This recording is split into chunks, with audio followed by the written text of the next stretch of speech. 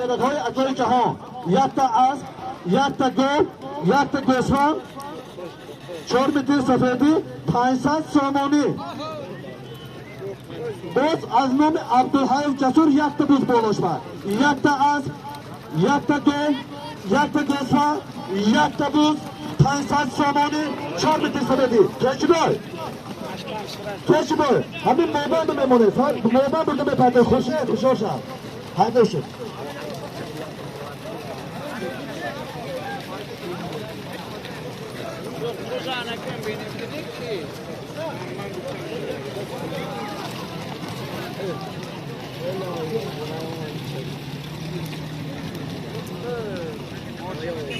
پیاده های برادرها، پیاده های بین دوره بالای چند کنند تماشا کنید.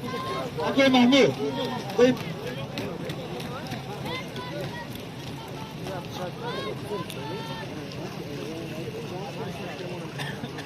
سوالی در میدان بوده از نام شهرت بهروز پسران فیروز نبیره های اکای جهان یک تا اسب یک تا گل یک تا گوسفند 500 سامانی 4 متر سفیدی باز یک تا بوز از نام کی بود از نام عبدالحی جسور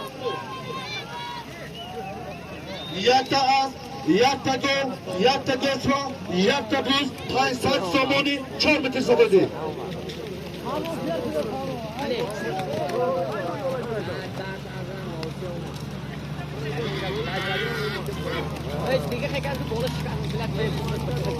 بله همه سالیم با از نام رجب و وارث که سنه 11 در دهه کاستانا جنگ بزکشی خشونت تشکیل کرده بود 200 سامانی کش کرده شد یک تا اسب یک تا گل یک تا گوسفند یک تا بوز 700 سامانی 4 متر سفیدی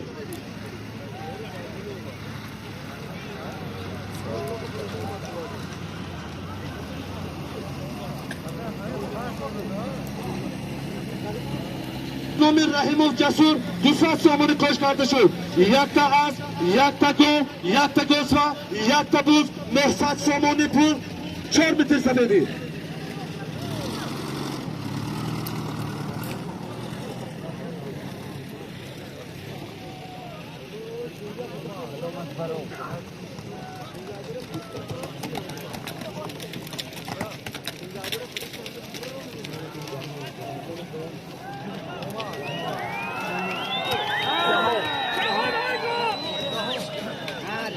پهلوان یک کرده جدا کرده سری دست درون کام نتایده بود